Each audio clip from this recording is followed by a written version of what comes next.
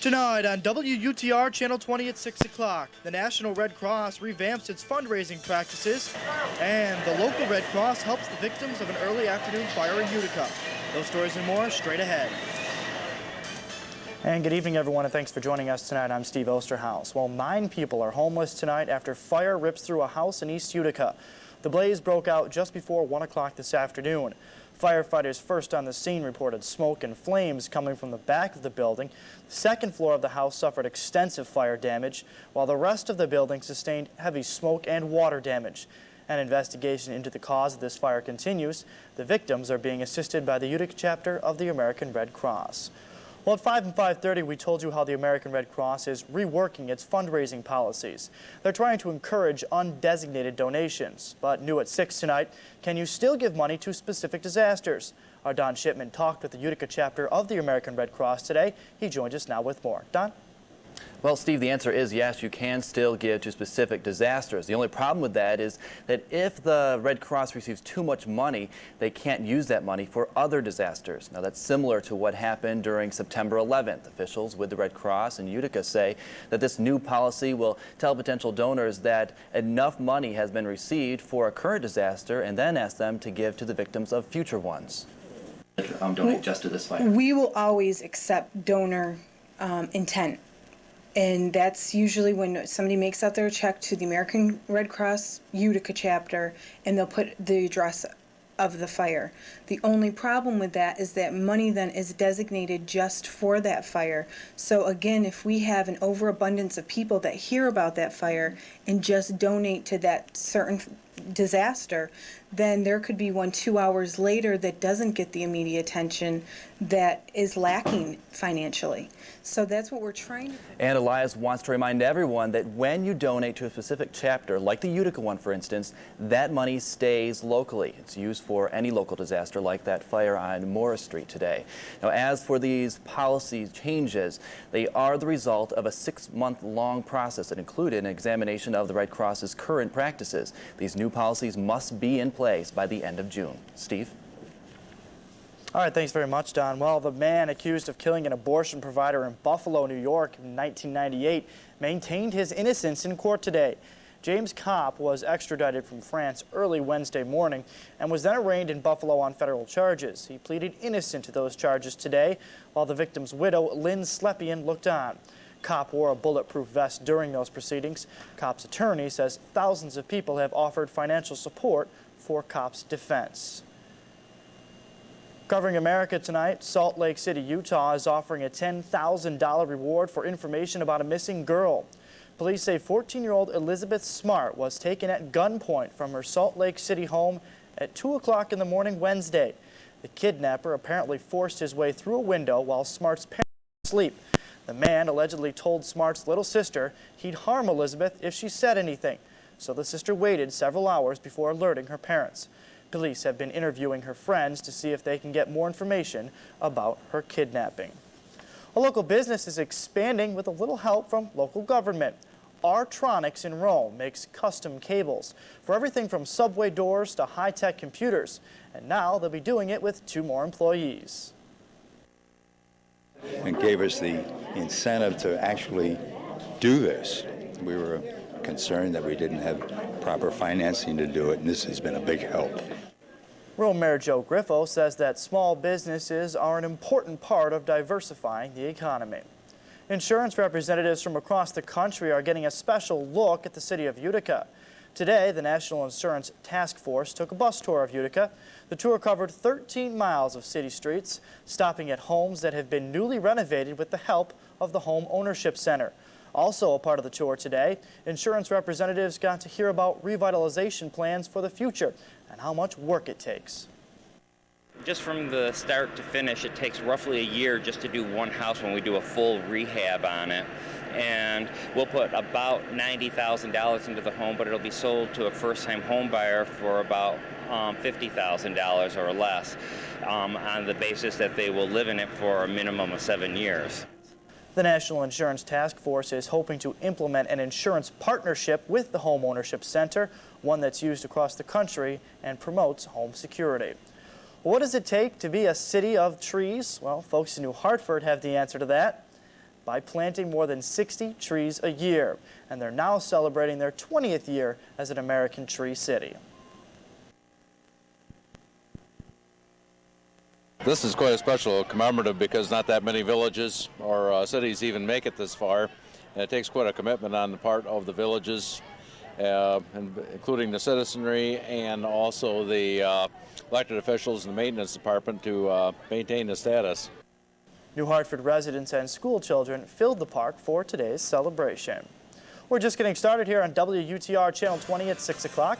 Coming up, protecting yourself from computer hackers. Today's Consumer Report has some great ideas. And a Canadian politician has more than egg on his face after announcing a new initiative. We'll have the details coming up. And our weather's improvements are coming slowly, but they're coming. We'll tell you more about it when we come back. WUTR Channel 20 wants to know your stories. Call us at 797-5222 with the stories you'd like us to check out. This portion of WUTR Channel 20 News is brought to you by Ponderosa Steakhouse. Come on and get it.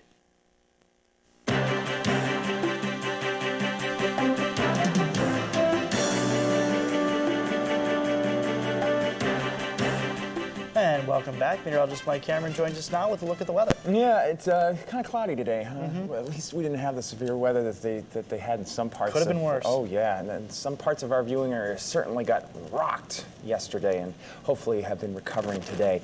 Let's take a look and see how we're doing out there now. We have a high, well, we've had a high temperature of 65. Our current temperature is at 61.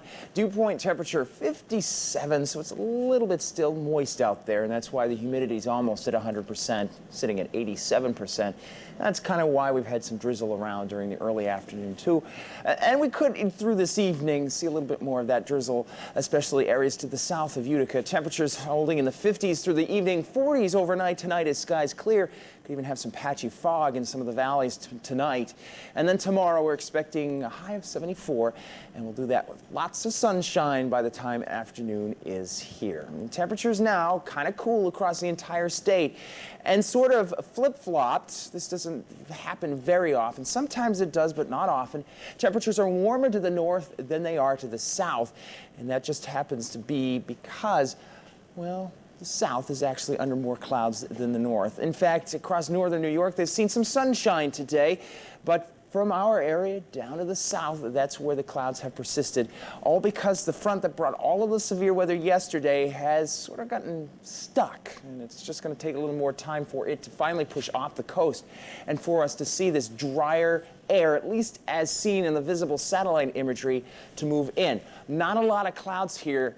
That sort of indicates, at least up in the atmosphere, way up high, there probably isn't a lot of moisture, and near the ground, the situation is the same. So we turn to the dew point temperatures to see how moist it is near the ground, and you can see here that dew point temperatures are in the lower 50s, even 40s up over parts of Canada, and by our streamlines here, you can see those streamlines are pointing down from Canada. And that indicates to me that that dry air is trying to push down into our part of the nation. And I think that it will eventually work in here, scour out the rest of that moisture, and allow for us to have a pretty nice day for you tomorrow. That's why a mild, partly sunny day is in the forecast. High pressure in control allows this, whisks all of the rest of that moisture to the south and the east, and high pressure stays in here for Saturday as well. And that means I think we'll see temperatures in the upper 70s for Saturday with partly sunny skies. Could be a few more clouds in the sky for a time on Saturday, but I think for most of us we'll actually escape anything other than just a nice day. No real consequences to just a few more clouds in the sky. Added humidity to the south and the west is going to stay relatively put until probably early next week. It looks like the entire weekend is going to be pretty nice around here, dry and comfortable. Clouds will be breaking apart slowly this evening as that drier air works in from the north. 55 overnight, a cool night We are expecting low temperatures in the 40s with perhaps some patchy fog, and your day tomorrow is looking like a very nice day. Sunny and dry. Nice stuff, as I like to say. Temperatures will be in the middle 70s with that sun. It's going to be nice. Taking a look at your next 7 days. This is how it stands. Looks like we'll have another nice day on Saturday. I put a few more clouds in the sky on Saturday because I think we'll have them. High temperature of around 78. The relay for life is looking very nice. Temperatures right around 80 for Sunday, 79 for Monday, lots of sunshine. And then humidity comes in here late on Monday, and that means Tuesday we could have some evening thunderstorms. Wednesday, it looks like we have a cold front coming in here. That could mean business, could have some more severe weather on Wednesday. We'll red flag that day. And then by Thursday, temperatures are back in the 70s with a few morning showers. The sun shall return on Thursday afternoon. You can also get this forecast on 96.9 WOUR. You really can't go wrong, though, you know, getting nice just in time for the weekend. For the weekend, and an important one. Important weekend. Very important event. Very much so. All right, well, thanks very much, Mike. All right. Well, straight ahead, thanks to broadband internet, the world is at your fingertips, but are hackers at your doorstep? Consumer Reports has some ideas on how to thwart their attempts next. This portion of WUTR Channel 20 News is brought to you by R.A. Dudek, the Window King. At a quarter after 6, we're talking money on WUTR Channel 20. The U.S. Navy Fleet and Industrial Supply Center of San Diego has awarded the Rome Research Corporation a $7 million contract. The 3.5-year contract requires the corporation to provide operations and maintenance support services at the Navy Radio Transmitting Facility in Dixon, California, and various radio receivers in Lincoln, California. Rome Research, a subsidiary of Par Technology, has been providing the U.S. Navy with communication support services for over 10 years. Well, more and more computer users have broadband access to the internet. It's fast, but it also means your computer and your private information are more vulnerable to hackers. So in today's Consumer Report, Rod Wood has some advice on how to protect yourself. Some 10 million people now use a high-speed connection to go online. It lets you zip around the web a lot faster than a dial-up modem, but Consumer Reports says there is a drawback. Consumer Reports cautions if you have a high-speed internet connection, your computer is much more vulnerable to hackers. Dean Galley, who has been testing computers for 20 years, shows what hackers can do if they gain access to your computer. He's using the laptop to hack into the computer on the left. And once I'm in, I can open up a window which shows the desktop of the other computer. And nothing even shows up on the other person's computer. They don't even know I'm in there. Once inside, he can launch programs, open files, steal personal information, even write himself a check. There are software programs called firewalls that promise to protect you against hackers. Dean tested several, along with a device you can use as a firewall. All the products we tested offer some degree of protection, but if you have a home network or you share your computer with other people, you really need the best protection you can get.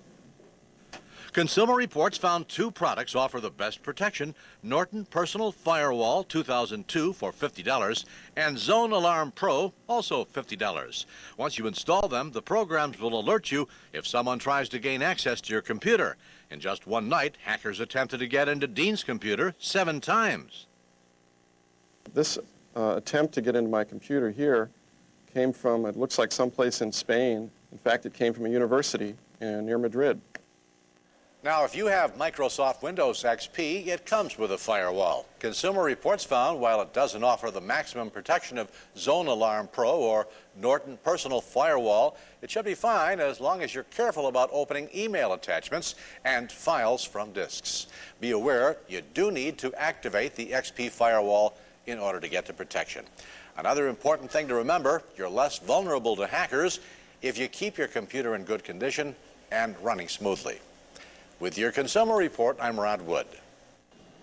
And speaking of the internet, in the midst of all of our summer travel plans, we can get caught up in those low airline prices online. So in tomorrow's Consumer Report, Rod checks out the safest bet for independent travel websites. And coming up next in sports, we'll introduce you to this week's Sports Overtime Outstanding Athletes. You're watching WUTR Channel 20 at 6 o'clock. This portion of WUTR Channel 20 News is brought to you by the Tenny Media Group.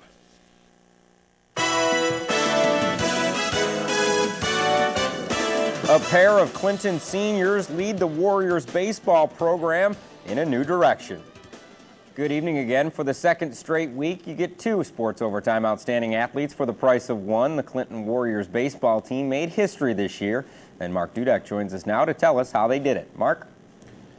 Well, Chris, the Warriors were looking forward to this year, no doubt, and Matt Battaglia was ready to be their ace on the mound. But last year, things took for the worst, and it could have been the end for Clinton, but neither Matt nor the rest of the team would let that happen. Here now are this week's Sports Overtime Outstanding Athletes.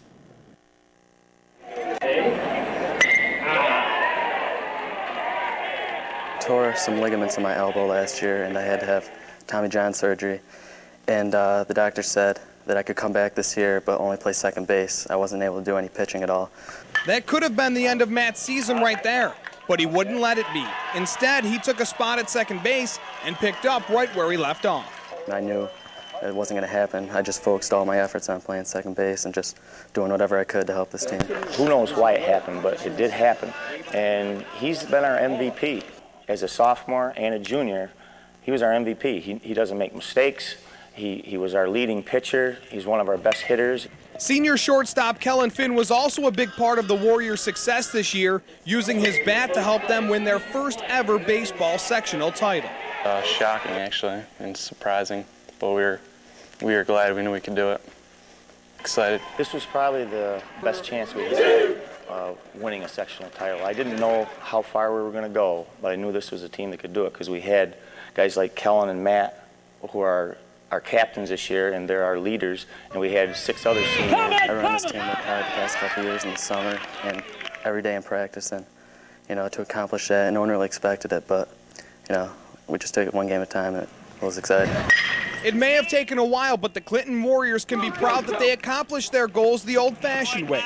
They earned it. For me, it definitely did. Probably for everyone else, too, it's our 6 seniors, but it's definitely big. It's our pride and the work ethic. I mean, I don't think we took a day off this year, maybe one day off. I mean, we came to practice every day, working hard to achieve this. I want our guys to win as good people first and good players second. And I think that's the most important thing. Do it the right way, and then it's a lot more fun. What an outstanding year it was for Clinton from start to finish. They were great. It's going to be hard replacing 8 seniors next year. They hope they've started a tradition of winning baseball in Clinton. We'll talk more about that tomorrow night in Sports Overtime. That's right. You talk about one of the outstanding memories, the Class B regional semi-game, the bunt, 2 outs, 2 strikes in a tie game, a suicide squeeze, one of the more gutsy calls we've ever seen. See you tomorrow night on Sports Overtime, Mark. Move to the bigs now, and the Mets' 4-game series with the Braves became a 3-game set thanks to Tuesday night's rain out. So this afternoon in Atlanta, the Mets' last chance to win a game in this series and climb a game closer to the Braves for first place in the NL East. New York 3.5 games back of Atlanta in the East. Opening play this afternoon. First inning, no score. Mets strike first. Mike Piazza down the line. Plates Edgardo Alfonso, an RBI double, and it's a 1-0 game. Tied at 1 in the second. Robbie Alomar at the plate, and he's starting to come around. Back up the middle. Ray Ordonez in to score.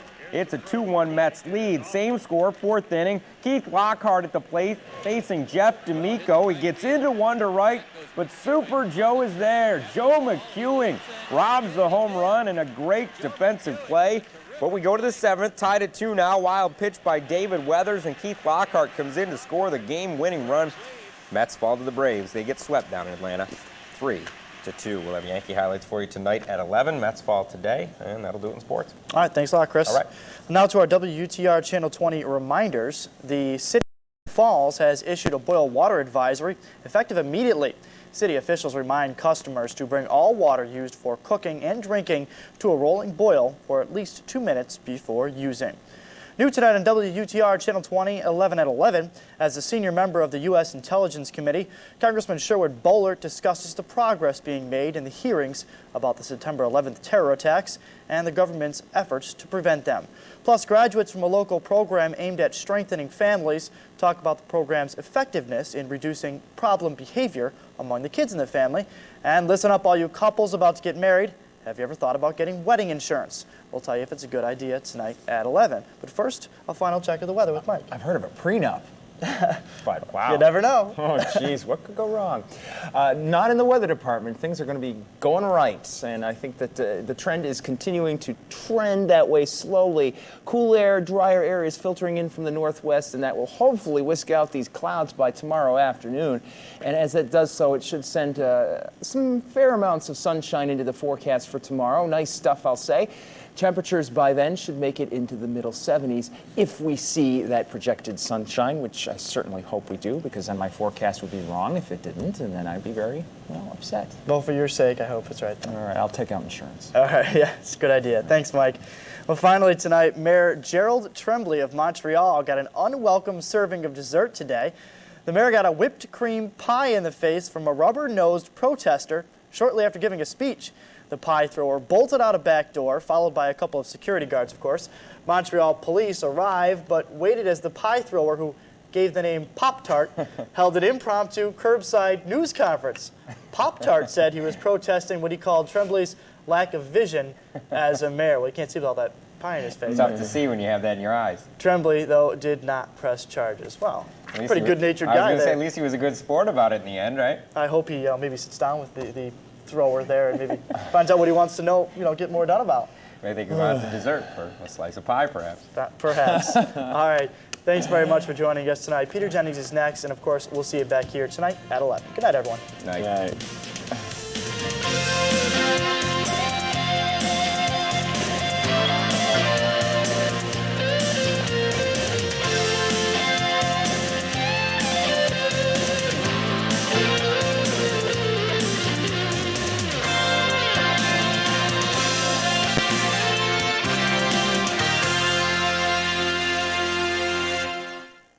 We're the Ackerley Group, outstanding media and entertainment companies.